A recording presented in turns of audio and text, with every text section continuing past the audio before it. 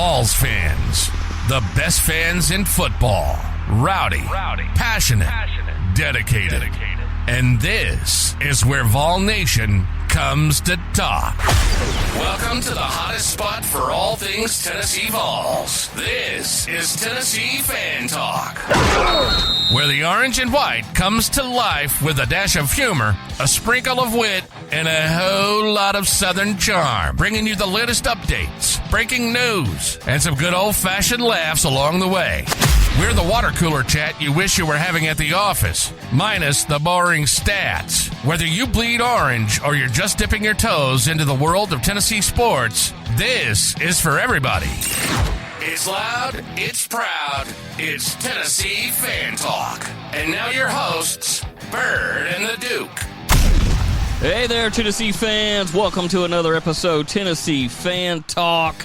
We are counting down the days until Ohio State and Tennessee have at it in the first round of the first year of the expanded college football playoffs. As always, you got the Duke, you got Byrd, you've got Tennessee Fan Talk. Good Lord, that timing was amazing.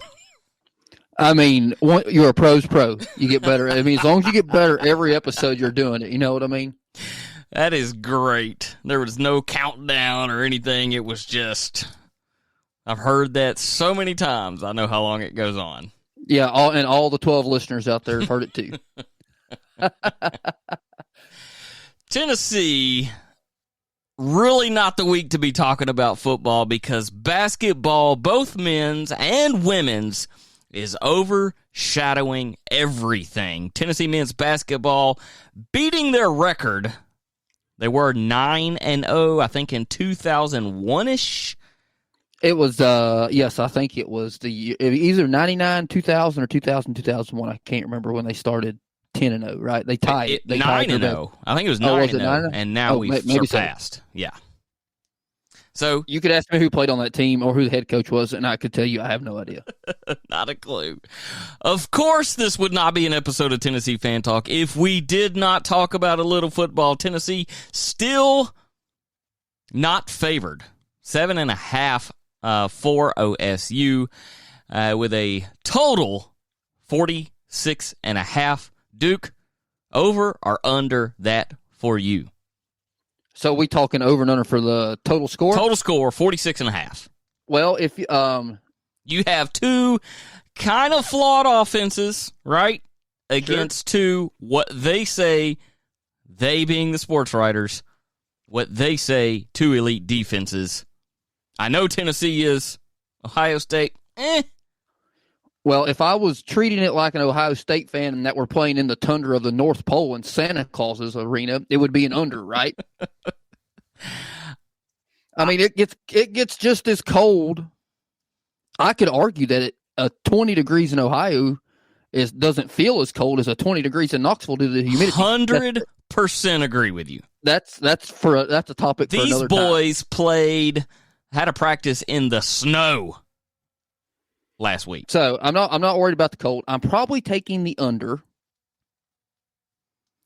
but I'm trying to walk myself off the ledge and thinking Tennessee's going to win because you know how that goes. I can feel your battered Vol syndrome kicking. Oh yeah, I have it the worst.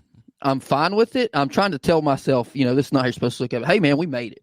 This is like Ohio State saying that. So you really don't want that mindset, but I'm like, you know what? We weren't really supposed to do this.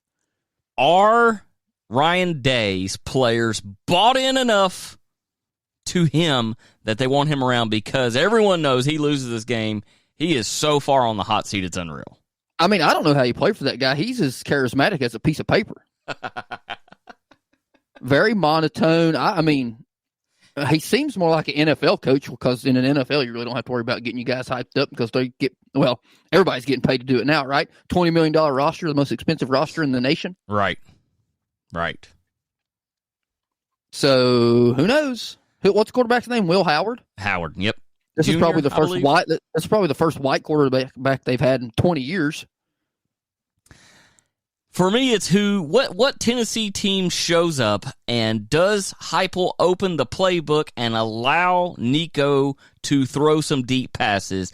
If they can get some receivers that are healthy or young guys getting out there, maybe showing OSU something that they haven't seen on tape for this year, show a little bit of last year or previous year with Hooker. Show a little bit of that. Show some routes that they haven't seen. Get open. Split some safeties.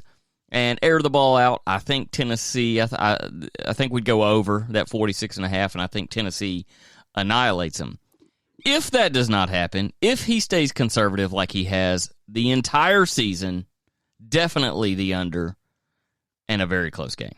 I mean, I really don't care what it looks like as long as we win, right? And we've been talking about open up the playbook every week. For weeks. And I think we need to come to the realization that it's open. Like there's nothing else to change. I mean, it is what it is, right? Oh. I mean, it's worked 10 times this year. It's worked. And it should have worked. It should have worked 11. You could argue. I mean, we should beat Arkansas, right? Anyway, it's neither here nor there. But I think it is what it is. I mean, there's the only time you're really going to see some deep passes is if A, we complete a couple and it looks like it's rolling, or B, right, we're way behind and we got to take chances. So I would rather run the ball, and hope Dylan Sampson doesn't fumble it, because they don't talk about it, but he fumbles about once every game.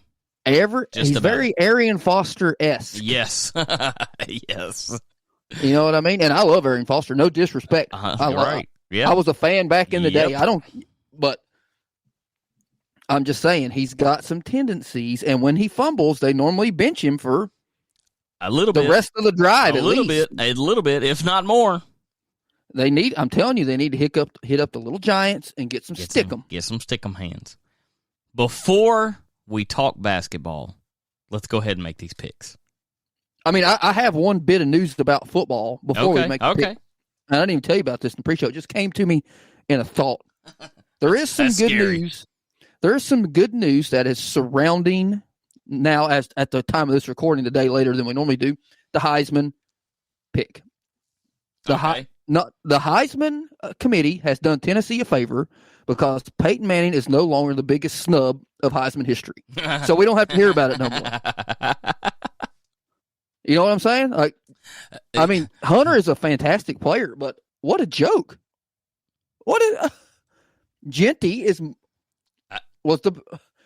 I'm telling you, I don't think Colorado wins or loses more than maybe, let's put the line at a half a game. If you pull Travis Hunter from the team, do they win or lose? No, I don't think that makes a difference. Yeah. If your entire win column is based on one player, shame on you. It's Boise State. If you pull Genty, they're not in the playoffs. Right. Yep. So that proves to me that he is the best player in college football. Like I said, that's neither here nor there. They did us a favor. Peyton Manning is no longer the biggest snub of all time. He's the second. I may have to. It ties together for me. It correlates, because he loses. He plays on both Heisman. sides of the ball. Oh God. No. I'm talking about Manning. Oh, okay. He loses the Heisman. Uh-huh. And then Ryan Leaf gets picked before him in the draft, and who turned out to be utter failure. He liked the booger sugar, if I do remember correctly. I believe you're correct. And some other things too. Probably some other hardcore things. stuff. Hey, you know what's awesome? On a little side news, since you went side news, I'm going to go with you there. I mean, we need some filler here. We ain't got a lot going on. Mullen no longer on television as a sports analyst. I love it. Because he didn't bother me. He didn't bother me as bad as Gary Danielson. Thank goodness we don't have to listen to his bum no more. That as well. But it's like he'd be tweeting out, Dan Mullen tweeting out, Coach Mullen's picks for this week. Don't no one care. I don't care about where did he go? UNLV. Oh, that's the. There is no way that they're paying him more than what he was making with whatever ESPN. You know who would have? I feel like that's more of a Hugh Freeze kind of place. UNLV, Las Vegas. Really. You know how easy it'd be to get some talent to come for some recruits in Las Vegas. That's more. I guess you from Liberty Flames to Auburn, and he said, "Well, this is too much in the Bible Belt. UNLV is more my kind of speed. You ain't even got to go searching for them." I mean, you can get two kinds of talent out there: one for the team and one to help the team. Oh, that's great! Speaking of Gary Danielson, when I watched the Army-Navy game, I reminded myself of how much I hated that guy. Well, at least Trump was there. I mean, good. I don't care. Good. Still the spotlight from.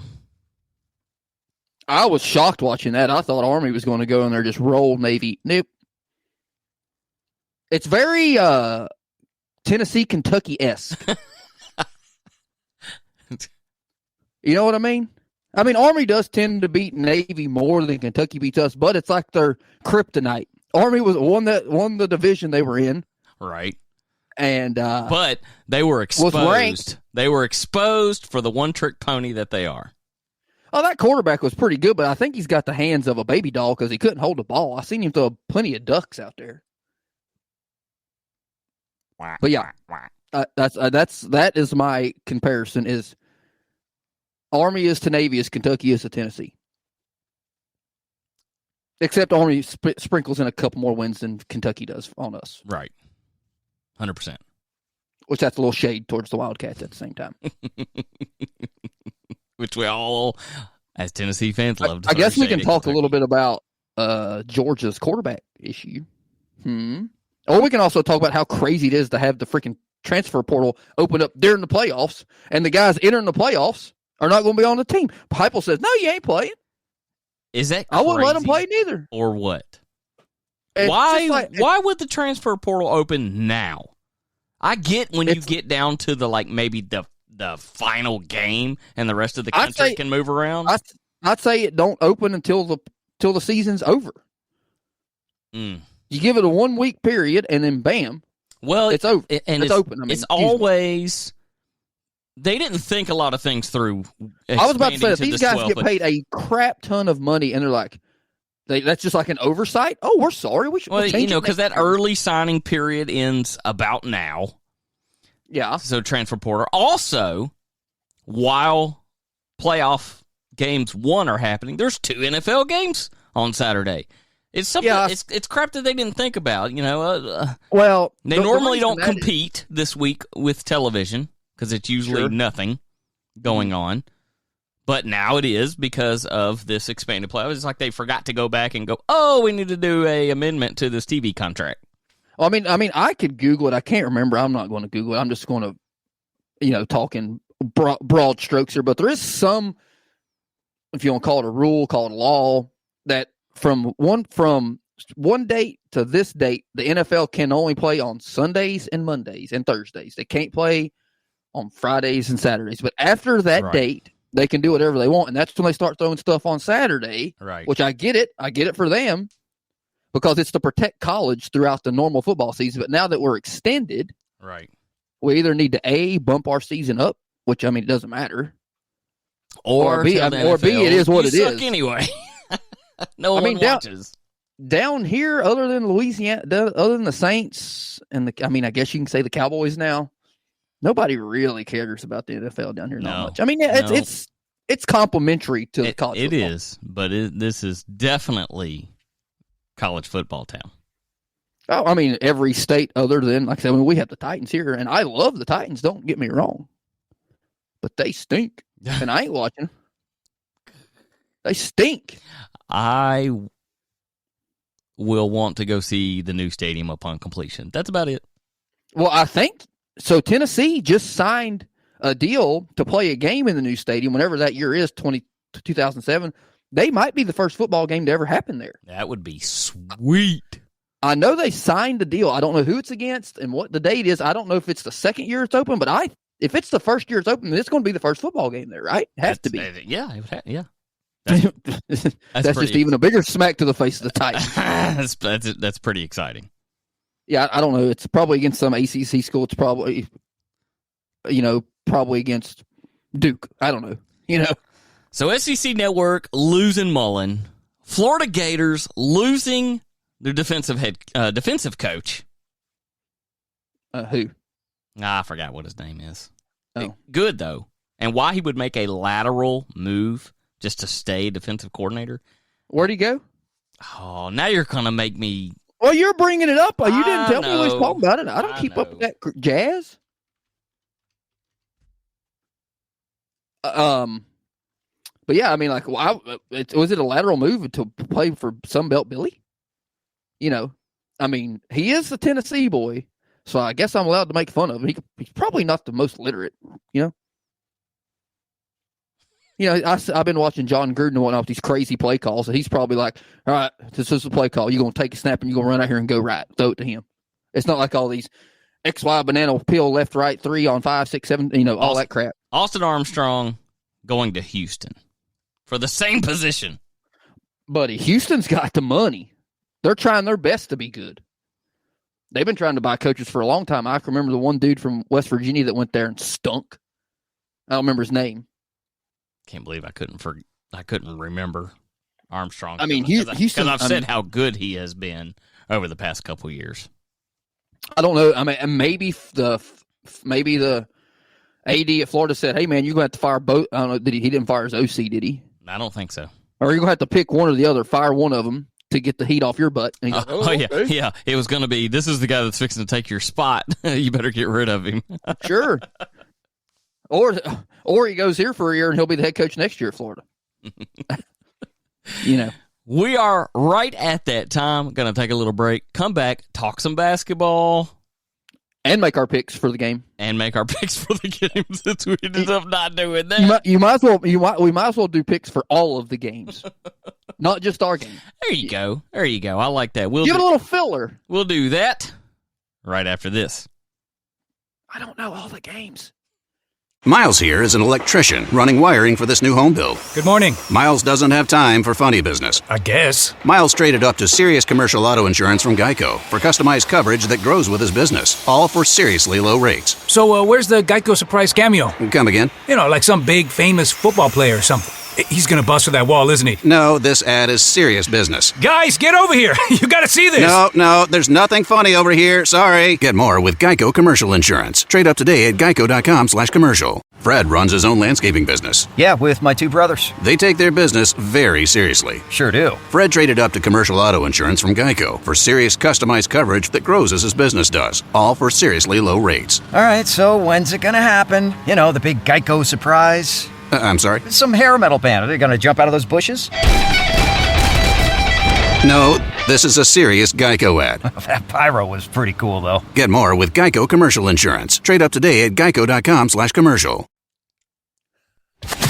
Wherever you are, we are.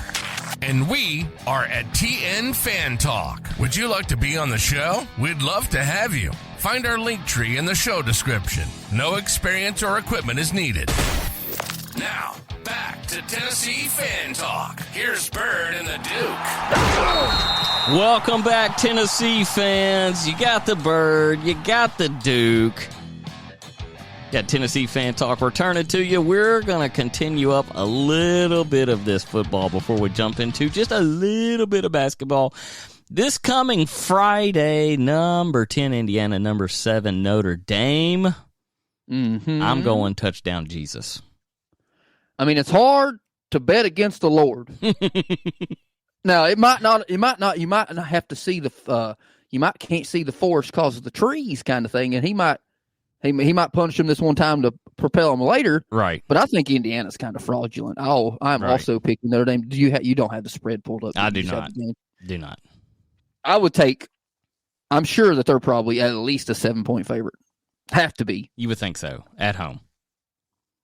Yeah, in Chicago, pretty much. And then on Saturday, we've got 3 of them. SMU at Penn State. That's going to be Penn State. I don't know, dude. Penn State hasn't really showed me any offense that's impressive. That joker is on TNT and anyone with a Max subscription. It's on TNT? Yeah. I mean, I respect it because that's what I used to watch the Braves on, was either TBS or TNT back in the day. Yep, TBS, I remember It was both, yep. I'm taking SMU. Hey, that's better than Netflix because Christmas Day, I think there's 2 games on Netflix, and you're not going to get to see it because it's just going to you know how buffer. miserable it was trying to watch that fake fight with Mike Tyson? I can only imagine. I'm taking SMU. Ooh, we have our first division, the Tennessee Fan Talk in-house division. I just think that that's the noon game. James Franklin was the coach at Vanderbilt. Come on, dude. I know. And he's been at Penn State a long time, and he hasn't won jack crap. He's had a good team. Yeah, he's had some good teams. teams. But it kind of shut everybody the Big Ten. If you want to talk forever that the SEC was top heavy, the Big Ten has always been top heavy. Yeah. 3 schools and that's it. Yep. I mean, and the bottoms are bad. Yeah, bad. it's a huge separation between those 3 and the rest of it. Right. Give me SMU. Clemson, number 12, Clemson. This is the 4 o'clock game. Again, TNT Max subscription. 12, Clemson at number 5, Texas. Texas I is would going to love roll. Dabo. Talk about touchdown Jesus. Dabo probably believes in that. He sneaks his way in, and then his first game is at Texas. I mean, that's his top recruiting tool. Is he going to meet Jesus? Come on. Come play for Clemson Tigers. I got Texas. I do too, but I would love Clemson to win. I would love the upset as well. It just depends, though, because I also think Quinn Ewers is a bum. Yeah. There was some quick talk this week about Arch Manning possible transfer. I even saw some Bill Belichick. Transfer? No, I would. No, I heard, he didn't. He's staying. He announced that he's staying. Yeah, I heard it through the grapevine. I saw on the news or on Twitter somewhere that I can't remember what school it was. Michigan State maybe offered Quinn Ewers $4 million for 1 more year to come play. Oh, good Lord. He would be stupid not to take that. He'd be crazy not to take that. I would not go to the NFL. I don't see NFL in him, but, I didn't see NFL in Will Levis either, and here we are. Well, that's what you get when you get a product from Kentucky. just like Couch for the Browns. Number the late game, the best game, of course, ABC, ESPN. Number 9, Tennessee at Ohio State. Let's go, Vols. I only see this game going one way, and it's a blowout for one of the other teams. I don't think it's going to be close. I know what my heart is telling me, but I know what I've seen in the past. Subside your battered Vol syndrome. Forget the days of old. And this is not to Duke. This is to all of you out there that have felt this negative energy within inside of you. And look at this year. They've really only upset you one time. Sure, but I actually do it more for my own psyche because I like to be proven wrong. Because in my mind, and we'll talk about it here in the basketball too, is that if I pick Tennessee, my pick, which has nothing to do with it, but that's how narcissistic I am, plays a role in whether they win or lose. So, if I pick them to win and then they lose, it's my fault, and I don't want that. Well, see what I'm saying? So you think the Buckeyes are going to pull this away? I mean, obviously, I don't know much about them other than Ryan Day. Like I said, seems to be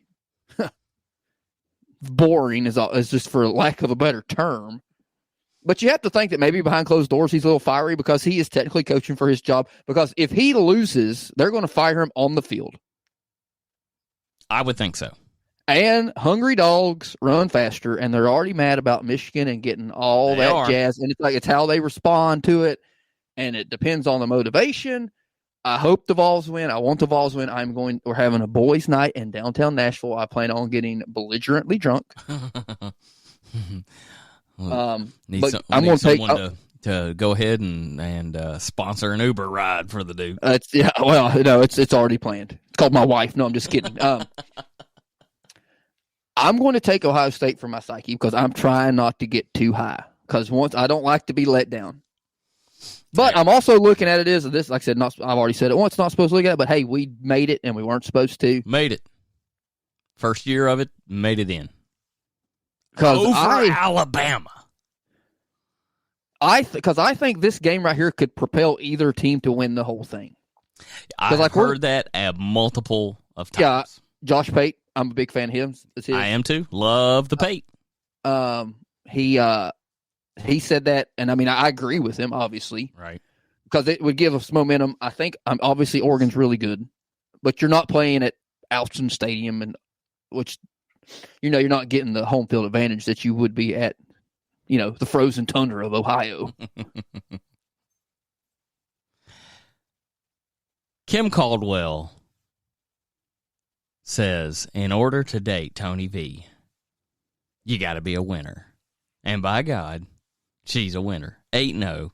Has she played anyone decent? Who cares? I love the spitefulness of hanging 130 points. I love it. I mean, don't play soft. 139 points against North Carolina Central.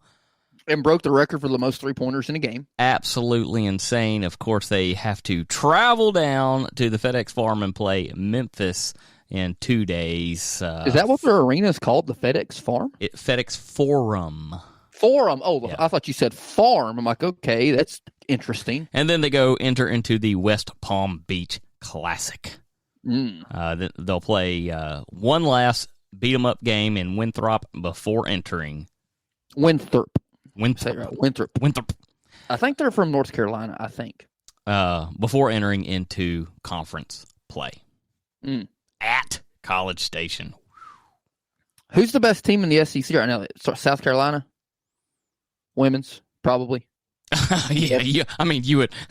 Is that even a question? I don't know. Do we play UConn this year? I mean, if we do, maybe I'll go. What am I thinking? I'm not going to go to a girls' basketball game. I mean, I respect it, but man alive, is it boring. Run down, miss a layup. Run down, miss a layup. Run down, miss a layup. Oh, made the one. Run down. So LSU is 12-0, Tennessee 8-0. It's really weird how they've played 4 more games. That's just crazy. And then you have a section of 10-1, including Alabama, Mississippi State, South Carolina, Texas, Vandy. I would have to suspect that South Carolina's probably played better teams than us, because normally in basketball, your better teams play better teams earlier in the season. When did Vanderbilt get a women's basketball team? They still don't have a women's softball team. Title IX. You just never hear about Vanderbilt women's basketball. Well, I mean, do you really hear about any sport there except for baseball every once in a while? And if we're talking about 2024, they're the Vandy boys. That's sexist. For the longest time, the Lady Vols was sexist.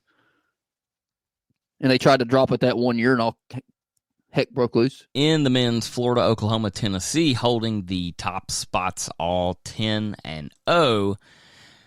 Tennessee, you still hear people go, well, they hadn't played anyone. Well, I mean, they've played Indiana as an exhibition, lost that game, and that kind of, or as a, not an exhibition game, but a scrimmage game. That could also be called an and then it kind of gets them going. Louisville, that's a good team. And then not so much Montana, Austin Peay. Virginia can put a good basketball team on the court. Annually, a pretty good basketball team. Baylor can put a good basketball team on the court. They were ranked in front of us, I think. I don't know if maybe not, but they were ranked when we played them at that whatever classic that they were playing in a convention center. The Continental Tire Baja Mar Championship. Yep. Yep, sure. Mm-hmm. Syracuse can put a good annually. That is in the world of basketball. That is a blue blood huge program. Huge. Then of course take on the U of Miami. And then knocking off Illinois. So people say, well, that was too close of a game. Maybe Tennessee's not that good. If you go in and look at this game, Tennessee did something, they're always been live or die by the three, it seems like, at least since Rick Barnes been there. They were 20 for 62 field goals. 6 of 24 for 3 points. I watched most of that game until my battered Vols narcissism kicked in. I'm like, if I keep watching this game, they're going to lose. So if I turn it off, we're going to win. There was 5 minutes left in the second half, and I turned it off. That's about the time I shut it off, too, because I'm like, dang it, I don't want to watch them lose. I can't sit here and watch this. I never get mad at losses in any sport. I just get sad. I get sad because I'm very,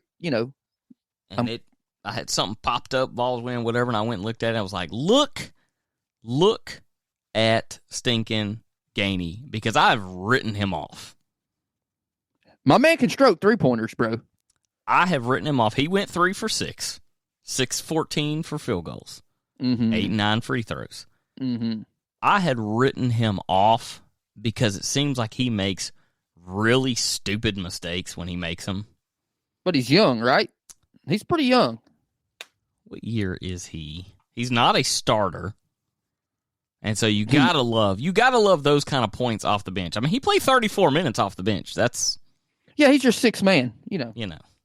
Every good team has a sixth man that probably deserves to start, but for some reason they don't, and we never know. They play more minutes than the guy they started over, and for some reason we don't know why.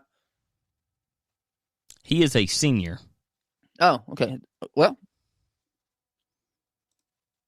I didn't know.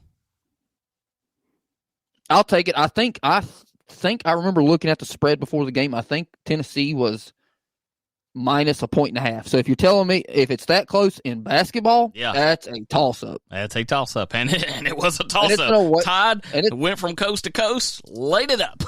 And it's an away game at a place that was getting ready to storm the court. Yes, they were. And their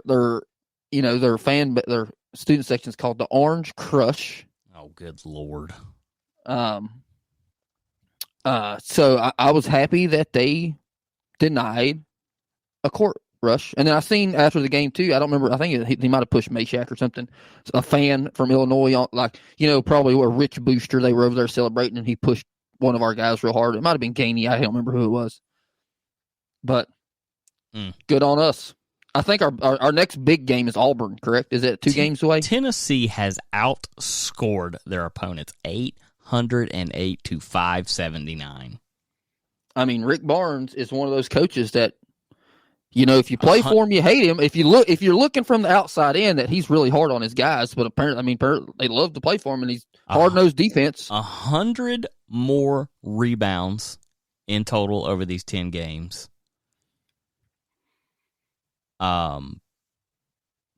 Turnovers, points off turnovers, 19.2 to 10. Sure. 76 steals over 10 games. That's and I'd have to think that freaking Ziegler's probably got 40 of them. has probably got that locked up if that's But he has 7. Jemai Meshack has 23. Good night. It's kind of like the cliche in football, defense travels. It's kind of like in basketball. Your offense might not show up because some days you can't throw a ball in the ocean when you're standing on the beach kind of thing. Mm-hmm. But you can always play hard defense. Yep. And I'm sure that's... Like against Illinois. Illinois, the ball just didn't fall. Did you say Illinois? I did, and I caught myself right at the end. I'm sorry. People off. I get going real quickly. That's like saying Arkansas, which I love to say because that really makes people mad. Too. So they got Western Carolina coming up as you're listening this tonight, December 17th, and then host MTSU. Oh. Host, not go. Host. Yeah, sure. One other beat-em-up game before Auburn. Arkansas or Kansas. Oh, we play Arkansas first? Yep. January 4th. And then stroll straight down to Florida after that with Florida's good with a good Florida team this year. Mm-hmm. So they can go 11, 12, 30. They may go 14-0 before having it really rough. Yeah, maybe so. I'm trying to find the spread on that Western Carolina game, and I can't find it. ESPN normally has it on their website, but it doesn't. But I will say they've already got us at a 99% chance of beating Western Carolina. Catamounts, the Western Carolina University Catamounts. That is their mascot, if you wanted to know. Because that's from my part of the world in East Tennessee. I know that Tennessee is 7-1 over the last 8 matchups. Yeah, buddy. Somehow or another. We have managed to make this a full episode. I was like, there is no way in the world. We're a lot of babbling idiots tonight, but hey, we take it. I had the funny moments in there. Had the funny moments.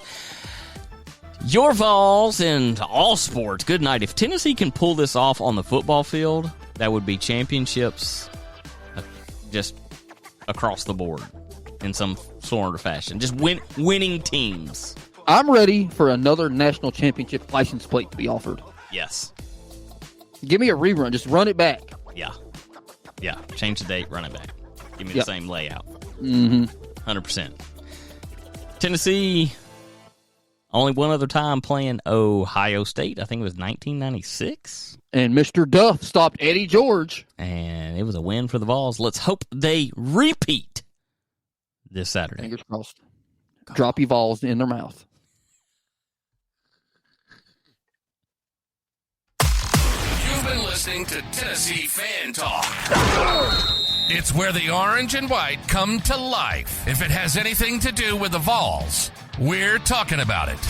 Thanks so much for listening to the show. We hope you've enjoyed it. Make sure to like, rate, and review. And we'll be back soon. But wherever you are, we are. And we are at TN Fan Talk. Would you like to be on the show? We'd love to have you. Find our link tree in the show description. No experience or equipment is needed. Keep bleeding orange. And see you next time on Tennessee Fan Talk.